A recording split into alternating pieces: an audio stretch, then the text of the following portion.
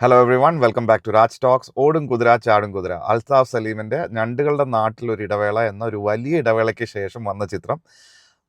Ultimate fun. First half എന്നൊക്കെ പറയുന്നത് ultimate ഫണ്ണാണ്. വളരെ കാരിക്കേച്ചർ ആയിട്ടുള്ള എക്സെൻട്രിക് ആയിട്ടുള്ള ക്യാരക്ടേഴ്സിനെ എഴുതി അതിൽ വന്നിരിക്കുന്ന എല്ലാവരും നല്ല വൃത്തിക്ക് ചെയ്ത്, എല്ലാവരും എന്ന് പറയുമ്പോഴത്തേക്ക് എനിക്ക് അതിനകത്ത് പേഴ്സണലി ഭയങ്കര ഇഷ്ടപ്പെട്ടത് ലാലിൻ്റെ ആ ഒരു ക്യാരക്ടർ അറിഞ്ഞ് പുള്ളി ചെയ്തിരിക്കുന്ന അതിന് കൊടുക്കുന്ന ഒരു ഔട്ടൊക്കെ ഉണ്ട്.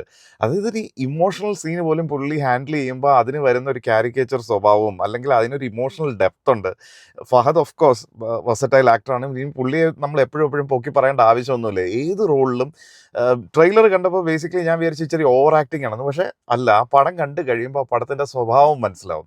എല്ലാവരും, കല്യാണി പ്രിയദർശൻ ഒരു eye candy role of course നന്നായിട്ട് ചെയ്തിട്ടുണ്ട്. അതിലുപരി അതിലൊരു ഡെപ്ത് ഉണ്ട്. പുള്ളിക്കാരി ഒട്ടും മോശമാക്കിയിട്ടില്ല. കാരണം പഴയ പടങ്ങളുടെയൊക്കെ പെർഫോമൻസ് ഒക്കെ വെച്ച് നോക്കുമ്പോൾ ഈ ഓണച്ചിത്രം തന്നെ 2 ചിത്രമായി ഇപ്പോൾ ഇതും ലോകയും നോക്കുമ്പോൾ അതിലൊക്കെ പെർഫോമൻസിൽ പുള്ളിക്കാരി നന്നായിട്ട് ഇമ്പ്രൂവ് ചെയ്തിട്ടുണ്ട്. അനുരാജ് എന്ന് പറഞ്ഞിട്ട് ഫഹദ് ഫാസിലിൻ്റെ ഒരു കൊളീഗായിട്ടൊരു ക്യാരക്ടർ വരുന്നുണ്ട്. സെക്കൻഡ് ഹാഫിൽ വേറെ പുതിയൊരു നായികയാണ്, പുള്ളിക്കാരുടെ പേര് എനിക്കറിയില്ല. പക്ഷെ നന്നായിട്ട് അഭിനയിച്ചിട്ടുണ്ട്. ധ്യാൻ ശ്രീനിവാസൻ്റെ ഒരു ചെറിയ ഗസ്റ്റ് റോളുണ്ട്. പുള്ളിക്കാരൻ അത് നന്നായിട്ട് പുൾ ഓഫ് ചെയ്തിട്ടുണ്ട്. അതായത് സ്വതസിദ്ധമായ ധ്യാൻ ശൈലിയിൽ തന്നെ പുള്ളി അത് ചെയ്തു വെച്ചിട്ടുണ്ട്. സെക്കൻഡ് ഹാഫിൽ വരുന്ന ട്വിസ്റ്റുകൾ നല്ല രസമാണ്. അത് നമ്മുടെ കൺമുമ്പിൽ തന്നെ ആ ട്വിസ്റ്റ് വരുന്നുണ്ട്. പക്ഷെ നമ്മളത് പിന്നെയാണത് മനസ്സിലാക്കുന്നത്. അത് ഞാനത് പറഞ്ഞ പോലെ നിങ്ങൾക്കത് മനസ്സിലാക്കാൻ പറ്റില്ല. അത് ആ രീതിയിൽ അത് പ്ലേസ് ചെയ്തിട്ടുണ്ട്. അതൊക്കെ കൊള്ളാം. അതൊക്കെ നല്ല രസമായിട്ട് വർക്കായിട്ടുണ്ട്.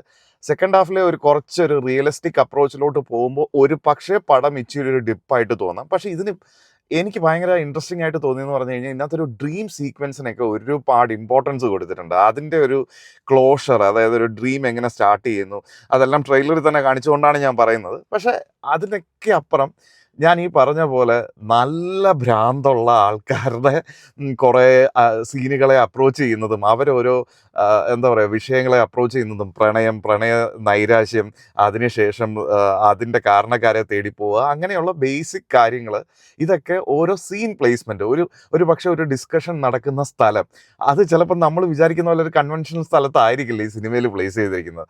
അതിലൊക്കെ നമുക്ക് തരുന്ന ആ ഒരു കോമഡി മൊമെൻറ്റ്സ്. ലാലിൻ്റെ പേരെടുത്ത് എനിക്ക് ഏറ്റവും ഇഷ്ടപ്പെട്ടത് പുള്ളിയുടെയാണ്. പുള്ളിയുടെ ചില മറ്റേ വരണമായിരത്തിലെ നീ റൊമ്പ അഴകാ എന്നൊക്കെ പറഞ്ഞിട്ടൊരു സംഭവമുണ്ട്. അത് ഞാൻ പറഞ്ഞിട്ട് നിങ്ങൾ തിയേറ്ററിൽ പോയി കണ്ടാലും രസമാണ്. പുള്ളി അവതരിപ്പിക്കുന്ന രീതിയും പുള്ളിയുടെ ആ എക്സൈറ്റ്മെൻറ്റും കാര്യങ്ങളും, പുള്ളിയുടെ ഓരോ ഡിസിഷൻ ക്രൂഷ്യൽ ടൈമിൽ പുള്ളി സെൻറ്റിമെൻ്റ് ആയിട്ട് പോയിട്ട് പുള്ളി ചെയ്യുന്ന ഓരോ ഡിസിഷനും കാര്യങ്ങളും, അങ്ങനെ ആകെ മൊത്തത്തിൽ ഒരു നല്ല ഫൺ റൈഡാണ്. പക്ഷേ എനിക്ക് തോന്നുന്നത് ഞണ്ടുകളുടെ നാട്ടിലൊരു ഇടവേളയ്ക്ക് സംഭവിച്ച അതേ പ്രശ്നം ഈ പടത്തിന് സംഭവിക്കാം. ഒരു പക്ഷേ ഈ ഡ്രീം സീക്വൻസ് മനസ്സിലാക്കാൻ പറ്റാതെ ആൾക്കാർക്ക് അതിലോട്ടൊരു കണക്റ്റ് കിട്ടിയില്ലെങ്കിൽ ഒരു പക്ഷേ, എൻ്റെ തോന്നലാണ്, എനിക്കിത് വർക്കായി. എല്ലാവർക്കും വർക്കാകുമോ എന്ന് എനിക്കറിയില്ല. So please to watch it on theatres. നിങ്ങൾ കണ്ടവരാണെങ്കിൽ നിങ്ങളുടെ അഭിപ്രായം രേഖപ്പെടുത്തുക. And please to subscribe the channel. Thank U.